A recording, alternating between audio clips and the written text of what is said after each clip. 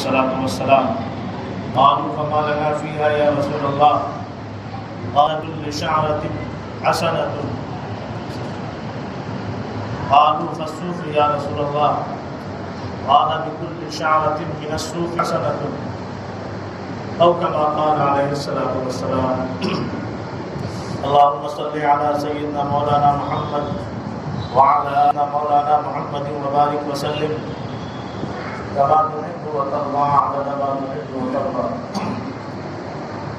سبحان ربك رب العزة عما يصفون وسلام على المرسلين والحمد لله رب العالمين.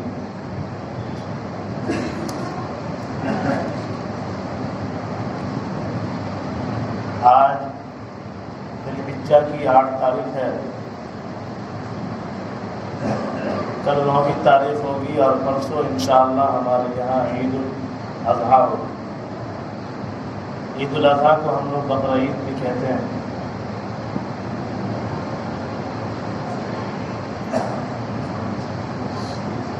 آج آپ کے سامنے قرآن و حدیث کی روشنی میں قربانی کی فضیلت، قربانی کے فضائل اور چند ان مسائل کو بیان کیا جائے گا جو عموماً لوگ راستے میں چلتے پھرتے پوچھتے رہتے ہیں،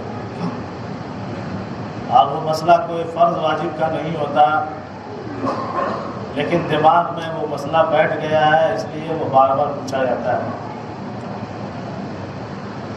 سب سے پہلے میں نے قرآن پاک کی آیات، جو سورہ حج کی آیت ہے، اللہ رب العزت اس کے اندر ارشاد فرماتے ہیں لَن يَنَالَ اللَّهَ لُحُومُهَا وَلَا دِمَاؤُهَا. اللہ تعالیٰ کو قربانی کا نہ گوشت اور نہ خون پہنچتا ہے. وَلَكِنْ يَنَالُهُ التَّقْوَى مِنْكُمْ. لیکن اللہ تعالیٰ تمہارے دلوں کا تقویٰ دیکھنا چاہتا ہے کہ تم کتنے متقی اور کتنے پرہیزگار ہو. ہم سب لوگ جانتے ہیں کہ قربانی کا جانور ہم خریدتے ہیں، اور اچھا سے اچھا جانور، فربا جانور، تندرست جانور، وہ دیکھنے میں بھی خوبصورت ہو. اور ہم شکری کے بارے میں علاقے میں یہ مشہور ہے کہ یہاں کے لوگوں کو سفید جانور بہت زیادہ پسند ہے، اس لیے عموماً ہر دروازے پر سفید والا جانور عام طور پہ زیادہ ہوتا ہے. اب کچھ علاقوں میں نے دورہ کیا تو پتہ چلا کہ شکری کے لوگوں نے قربانی کا ریٹ بڑھا دیا ہے. جانور کے ریٹ کے حساب سے وائٹ جانور، سفید جانور لیتے ہیں، وہ خوبصورت زیادہ ہوتا ہے تو اس کی قیمت زیادہ ہوتی ہے. بہرکیف یہ موضوع نہیں ہے، لیکن ہم لوگ وہ مال راہ خدا میں قربان کرتے ہیں جو ہمیں بھی پسند ہو اور اللہ بھی پسند کرتا ہے. اللہ تو کہتا ہے لن تنالوا البر حتى تنفقوا مما تحبون، کہ جس چیز سے تم کو زیادہ پسند ہو وہی راہ خدا میں قربان کرو، وہ ہم کو زیادہ پسند ہے. اس لیے علماء نے لکھا ہے کہ قربانی کا جانور 15-20 دن پہلے لے لیا جائے اور اس کو اپنے دروازے پر رکھا جائے، اپنے ہاتھوں سے کھلایا جائے، پلایا جائے، اس کو نہلایا جائے، اس کا خوب پیار کیا جائے، محبت کی نگاہوں سے دیکھا جائے، اور پھر جب قربانی کا دن آئے تو اپنے ہاتھوں سے اسے قربان کیا جائے. جانور سے انسیت زبردست ہو جاتی ہے آدمی کو. آپ نے بہت ساری ویڈیوز دیکھی ہوگی کہ جن لوگوں نے جانور پالا ہو، چاہے وہ کسی بھی قسم کا جانور ہو، بالخصوص خصی وغیرہ لوگ سالوں سال پالتے ہیں، جب ذبح کرنے کا وقت آتا ہے تو آنکھوں سے آنسو نکل جاتے ہیں. اس لیے نہیں کہ قربان، اس لیے کہ اس سے زیادہ محبت ہو گئی تھی. اور حدیث سے یہ بات ثابت ہے، اللہ کے رسول صلی اللہ علیہ وسلم نے حضرت فاطمہ رضی اللہ عنہا سے فرمایا ہے فاطمہ جب تمہارے نام کی قربانی کی جائے تو وہاں پر حاضری دو. ہم میں سے بہت سے لوگ اتنے چھوٹے دل کے ہیں، اور ہمارے جیسے لوگ چوری چلاتے ہیں، ہمارے سے برداشت نہ ہوئی ہے، سیٹ ہو جاتا ہے، کہتے ہیں برداشت نہیں ہوتا ہے خون ہم سے. یہ غلط بات ہے. آپ اپنے دل کو مضبوط کیجئے اور وہاں پر کھڑے رہیے. فقہ نے لکھا ہے کہ بہتر ہے جس کے نام کی قربانی ہے وہ خود اپنے ہاتھ سے ذبح کرے. اور یہ غلط فہمی دور کر لیجیے کہ لمبی چوڑی جو دعا قربانی سے پہلے پڑھی جاتی ہے وہ صرف مستحب اور سنت ہے. انی وجہت وجہی للذی فطر السماوات والارض حنیفا وما انا من المشرکین ان صلاتی ونسکی ومحیای ومماتی للہ رب العالمین لا شریک لہ وبذالک امرت وانا اول المسلمین یا وانا من المسلمین. پھر اللہم منک ولک بسم اللہ اللہ اکبر. یہ بسم اللہ اللہ اکبر کہنا ہی واجب ہے، اس سے پہلے کی جتنی چیزیں کچھ واجب نہیں. لوگ کہتے ہیں امام صاحب آپ کر دیجئے زیادہ بہتر ہوگا، اس لیے کہ آپ دعا صحیح پڑھیے گا، ہم سے غلط ہو جائے گا تو قربانی غلط ہو جائے گی. ایسی کوئی بات نہیں. اس سے پہلے کی جتنی دعا ہے بسم اللہ اللہ اکبر سے وہ فرض واجب نہیں ہے، مستحب اور مسنون ہے. لیکن بسم اللہ اللہ اکبر پڑھنا واجب ہے. ذبح کرنے والا بھی پڑھے گا، وہاں پر جو لوگ کھڑے ہیں وہ بھی پڑھیں گے، اور قصائی حضرات بھی پڑھیں گے. لیکن عموماً قصائی لوگ نہیں پڑھتے ہیں. کیوں؟ اس لیے کہ ایک جانور ابھی ذبح نہیں ہوا، اس کا دماغ دوسری طرف لگا ہوا ہے کہ اس کو 10 منٹ میں نمٹانا ہے اور دوسرا مال حاصل کرنا ہے. ان کا مقصد ہی اس دن کمانا ہوتا ہے. اور اتنی گندی عادت ان قصائیوں کی ہوتی ہے، ہم لوگوں نے اس عادت کو خراب کر دیا کہ جانور کو ذبح کرتے ہی فوراً اس کے دل پر چھڑا مار کے زبردستی اس کو ٹھنڈا کیا جاتا ہے. فقہ نے لکھا یہ مکروہ تحریمی ہے. جانور کو ذبح کرنے کے بعد کچھ دیر ٹھنڈا ہونے کے لیے چھوڑ دیجئے. زبردستی اس کے دل پر چھڑا مار کے جو یہ لوگ کرتے ہیں یہ بہت غلط ہے، بہت غلط ہے. اس لیے مانتے ہیں کہ کھٹاک سے اس کی جان نکلے اور دوسرا آدمی جو سوار ہے اس کو لینے کے لیے یا ہم الگ کریں اور وہاں چلے جائیں. دیکھا ہوگا آپ لوگوں نے ایسا ہوتا ہے. تو بہت سارے ایسے مسائل ہیں جس پہ ہم لوگ دھڑلے سے عمل کرتے ہیں وہ غلط ہوتا ہے، اور بہت سارے ایسے مسائل ہیں جو صحیح مسائل ہیں بتایا جاتا ہے اس پر عمل نہیں ہوتا.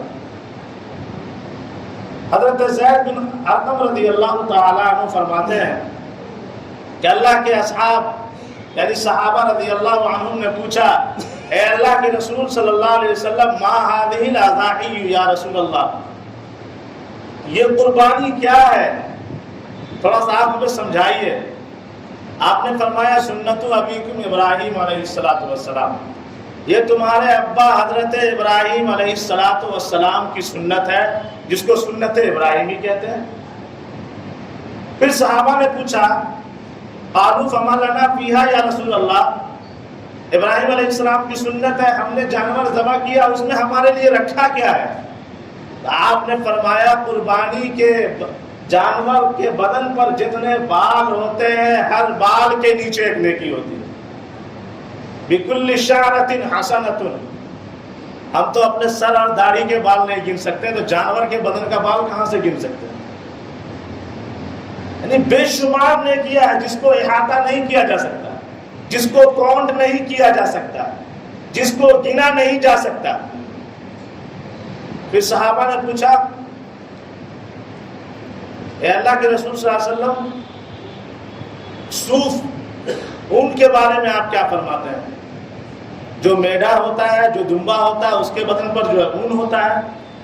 آپ نے فرمایا قال بكل شعرة من الصوف حسنة. تو اون کے اندر بھی وہی مسئلہ ہے، اون کے ہر بال کے برابر ایک نیکی ملے گی. اور ایک اور حدیث حضرت عائشہ رضی اللہ تعالی عنہ سے مروی ہے، اللہ کے رسول صلی اللہ علیہ وسلم نے ارشاد فرمایا کہ خاص طور سے ایام قربانی میں جو پہلا دن ہوتا ہے 10 ذی الحجہ، اس دن میں خون بہانے سے بہتر اللہ کے نزدیک کوئی عمل ہے ہی نہیں. یعنی جانوروں کے گردن پر چھری چلائی جائے اس سے بہتر کوئی عمل ہو ہی نہیں سکتا. اور آگے آپ نے ارشاد فرمایا کہ جانور کے کیا خون کا پہلا قطرہ زمین پر گرنے سے پہلے اللہ ہماری قربانی کو قبول کرتا ہے. زمین پر قطرہ گرا بھی نہیں، اس سے پہلے اللہ نے قبول کر لیا. اور فرمایا میدان قیامت میں یہ جانور اپنے سینگوں، اپنے بالوں، اپنے کھروں سمیت آئے گا اور ایک حدیث کے اندر ہے اس جانور کو 70 گنا بڑا کر کے تمہارے میزان عمل میں رکھا جائے گا، تمہارے میزان عمل کا پلڑا بھاری ہو جائے گا۔ اور آپ نے فرمایا فطیبو بہا نفسن، قربانی خوش دلی سے کیا کرو، قربانی کو بوجھ نہیں سمجھنا ہے۔ اب بہت سے لوگ جو ماڈرن قسم کے لوگ ہیں، ماڈرن خیالات لے کر آ گئے، وہ کہتے ہیں پوری دنیا کے اندر کروڑوں جانور کو نقصان کیا جاتا ہے، ان کے گردن پر چھری چلائی جاتی ہے، مسلمان تو سال بھر گوشت کھیوے کرتا ہے، قربانی کے دنوں میں اتنے جانور کو کاٹنے کی کیا ضرورت ہے؟ جو قربانی کی رقم بنتی ہے اس کو صدقہ اور خیرات کر دیا جائے۔ ایسے لوگوں سے ایک ہی جواب ہے کہ اپنا دماغ نہیں لگائیے، شریعت نے کہہ دیا ہے ذبح کرنا ہے تو ذبح کرنا ہے، صدقہ اور خیرات سال بھر کیجیے نا، کون منع کرتا ہے؟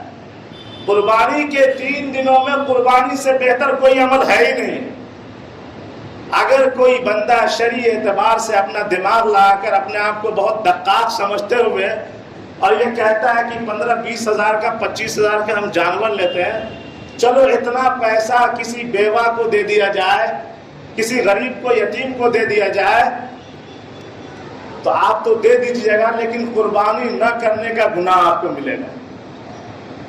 یہ مسئلہ اس شخص کے لیے ہے کہ صاحب نصاب تھا، قربانی اس کے اوپر واجب تھی، اس نے قربانی ادا نہیں کیا، تو شریعت کہتی ہے کہ ایام قربانی ختم ہو گئے، ایام قربانی 10، 11، 12 ختم ہو گئے۔ اب شریعت کہتی ہے وہ اس کو ایک حصہ، قربانی کا جو ایک حصہ ہوتا ہے، 7 حصوں میں سے ایک حصہ جو ہوتا ہے اس کے بقدر روپیہ اور پیسہ غربا اور فقراء پر تقسیم کر دے۔ ایام قربانی ختم ہو گیا تب، لیکن ایام قربانی ہے، اور تیسرے دن سورج ڈوبنے سے پہلے اگر کوئی شخص صاحب نصاب ہو جاتا ہے تو شریعت کہتی ہے اس کے اوپر قربانی کرنا ہی واجب ہے۔ یہ بہت بڑا عمل ہے، اور ایسا نہیں ہے کہ ہم ہی لوگ انجام دے رہے ہیں، امت محمدیہ ہی انجام دے رہی ہے۔ قرآن کی آیت سے صاف پتہ چلتا ہے وَلِكُلِّ أُمَّةٍ جَعَلْنَا مَنْسَكًا لِيَذْكُرُوا اسْمَ اللَّهِ عَلَىٰ مَا رَزَقَهُم مِّن بَهِيمَةِ الْأَنْعَامِ۔ اللہ کہتا ہے ہم نے ہر امت کے لیے قربانی متعین کیا ہے کہ وہ اپنے جو جانور ہم نے دیا ہے اس جانور میں سے مخصوص جانوروں کے گلوں پر چھری چلائے، اللہ کا نام ہر امت کے اندر ہے۔ اور اس کی شروعات حضرت آدم علیہ السلام کے بیٹوں سے ہوئی۔ حابیل اور قابل کا واقعہ ہم سب لوگ جانتے ہیں، قرآن پاک کے 6 پارے میں سورہ مائدہ میں پورا واقعہ ہے۔ اذ قربا قربانا، ان دونوں بھائیوں نے قربانی دیا، اور ایک کی قربانی قبول ہوئی اور دوسرے کی قبول نہیں ہوئی۔ تو قرآن کہتا ہے کہ یہ قربانی کا واقعہ صرف ایسا نہیں ہے، یا یہ قربانی کی سنت ایسی نہیں ہے، یا یہ قربانی کا وجوب ایسا نہیں ہے جس کو ہم اور آپ ہی ادا کر رہے ہیں، حضرت آدم علیہ السلام کے زمانے سے لے کر اب تک ادا کیا۔ اللہ نے جن جن لوگوں کو صاحب نصاب بنایا ہے، صاحب نصاب وہی جس کے پاس 7.5 تولہ چاندی یا 7.5 تولہ سونا یا 52.5 تولہ چاندی یا ضرورت اصلیہ کے علاوہ جو مال ہے، چاہے بینک میں رقم رکھی ہوئی ہو، چاہے کیش ہو، چاہے زیورات ہو، اس کو ملا کر اگر نصاب کو پہنچ جاتا ہے، اس پر سال گزرا ہو یا نہ گزرا ہو، اور اس کے اوپر قربانی واجب ہے۔ اور آسان لفظوں میں جس کے اوپر زکوٰۃ واجب ہے اس کے اوپر قربانی واجب ہے۔ کبھی کبھی ایسا ہوتا ہے کہ ایک گھر میں جتنے لوگ ہیں سبوں کے اوپر قربانی واجب ہوتی ہے، لیکن یہ ہے کہ اس گھر کے اندر ایک خصی کو ذبح کر دیا گیا اور کہا سارے لوگوں کی طرف سے قربانی ہو گئی۔ یہ بات ایک دم 100% غلط ہے۔ گھر کے اگر 10 فرد ہیں اور 10 پر قربانی واجب ہے، وہ صاحب نصاب ہے، تو سب کو الگ الگ قربانی کرنی ہے، چاہے بڑا جانور لے کر قربانی کیجئے یا 10 لوگ ہیں تو 10 خصی ذبح کیجئے، آپ کو کرنا پڑے گا۔ تو قربانی کے لیے مسلمان ہونا شرط ہے، غیر مسلم پر قربانی واجب نہیں۔ عقل مند ہونا شرط ہے، مجنون اور دیوانے پر قربانی نہیں۔ بالغ ہونا شرط ہے، نابالغ پر قربانی نہیں۔ آزاد ہونا شرط ہے، غلام پر قربانی نہیں۔ اور مقیم ہونا شرط ہے، مسافر پر قربانی نہیں. جو شرعی مسافر ہوتے ہیں ان پر بھی قربانی واجب نہیں. یہ بہت ساری شرطیں الحمدللہ وہ شرط ہم لوگوں میں پائی جاتی ہے، ہم لوگوں پر قربانی واجب ہے، اور قربانی کو انشاءاللہ ہم لوگ ادا کریں گے پرسوں. 2-3 مسئلہ عام طور پہ پوچھا جاتا ہے اور لوگ بہت دھڑلے سے پوچھتے ہیں اور سوچتے ہیں کہ آپ لگتا ہے امام صاحب کو ہم خاموش کر دیں گے. ایسا مسئلہ پوچھے کہ ان کے پاس جواب نہیں ہوگا. امام صاحب بتائیے 45 سال ہماری زندگی کے گزر گئے، ہم نے عقیقہ نہیں کیا ہے، قربانی ہوگی یا نہیں ہوگی؟ ایک لائن میں اس کا جواب سننا چاہتے ہیں تو وہ بھی جواب ہے، آپ بڑا کا لمبا چوڑا جواب سننا چاہتے ہیں تو وہ بھی ہے. ایک لائن میں جواب یہ ہے کہ عقیقہ فرض واجب نہیں ہے، قربانی واجب ہے، آپ پر قربانی واجب ہے، عقیقہ کو چھوڑ دیجئے، عقیقہ کی کوئی ضرورت ہی نہیں. بس دماغ میں یہ بیٹھا ہوا ہے کہ عقیقہ ضروری چیز ہے. عقیقہ ضروری نہیں ہے، عقیقہ سنت اور مستحب ہے. پیدائش کے 7ویں دن نہیں تو 14ویں دن نہیں تو 21ویں دن کے بعد اس کا مستحب ہونا بھی ختم ہو جاتا ہے. 21ویں دن کے بعد اس کا مستحب ہونا بھی ختم ہو جاتا ہے. اس لیے آپ اگر صاحب نصاب ہیں، آپ پر قربانی واجب ہے یا آپ پر قربانی واجب نہیں تھی، آپ نے زبردستی جانور لے کر قربانی اپنے اوپر واجب کر لیا، تو آپ کو قربانی کرنا ہے، عقیقہ آپ کے اوپر نہیں ہے. اور عقیقہ کے لیے تو پورا سال پڑا ہوا ہے. لوگ جانور لیتے ہیں، کیوں لیا بھائی؟ تو عقیقہ کی نیت سے لیا. عقیقہ کے لیے تو پورا سال پڑا ہوا ہے، اور قربانی کی یہ صرف 3 دن مخصوص ہے. تو قربانی کے دنوں میں قربانی کیجئے، اور قربانی سے بہتر عمل اللہ کے نزدیک کوئی ہے ہی نہیں. اب یہ ہے کہ قربانی کے جانوروں میں عقیقہ والا حصہ شامل ہو سکتا ہے کہ نہیں؟ شامل ہو سکتا ہے. بلکہ فقہاء نے اور گنجائش دیا کہ ولیمہ والا حصہ اگر کوئی شامل کرنا چاہے تو وہ بھی شامل ہو سکتا ہے.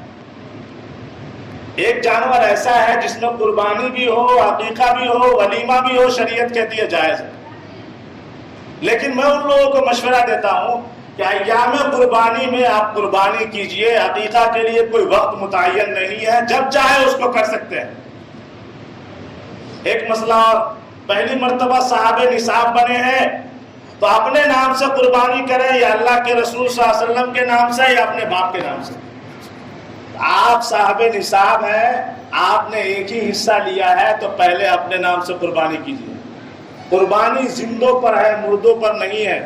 اس کے بعد آپ کے پاس حصہ بچ جاتا ہے، یا آپ کو 2 حصے کی ضرورت تھی، آپ نے بڑا جانور لے لیا، تو جتنے مرحومین ہیں سب کے نام سے کیجیے. اور اللہ کے رسول صلی اللہ علیہ وسلم کے نام سے کون مسلمان ہے جو نہیں کرتا ہوگا؟ لیکن پہلا نمبر یہ ہے کہ آپ صاحب نصاب ہیں تو آپ کو اپنی قربانی پہلے کرنی ہے. اللہ نے حیثیت دی ہے تو والد کو بھی شامل کیجئے، والدہ کو بھی شامل کیجئے، دادا دادی کو بھی شامل کیجئے. اور اللہ کے رسول صلی اللہ علیہ وسلم تو ہے ہی ہماری سراخوں پر، ہر جگہ ہے. ہم کون ایسا بندہ ہے جو اللہ کے رسول کے نام سے نہیں کرتا ہے؟ میں تو مشورہ دیتا ہوں کہ اللہ کے رسول کے نام سے آپ قربانی کرتے ہیں تو بڑے جانور میں اللہ کے رسول کو شامل نہیں کیجئے. نبی پاک علیہ الصلوۃ والسلام کو خصی پسند تھا، آپ کے نام سے خصی کی قربانی کیجیے ہر سال.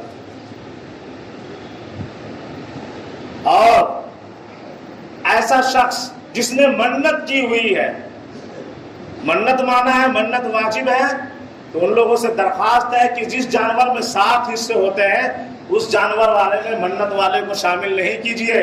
اگر خدا نہ خواستہ اس کی ایک بوٹی بھی آپ کے پاس آ گئی تو سارے لوگوں کی قربانی خراب ہو جائے گی.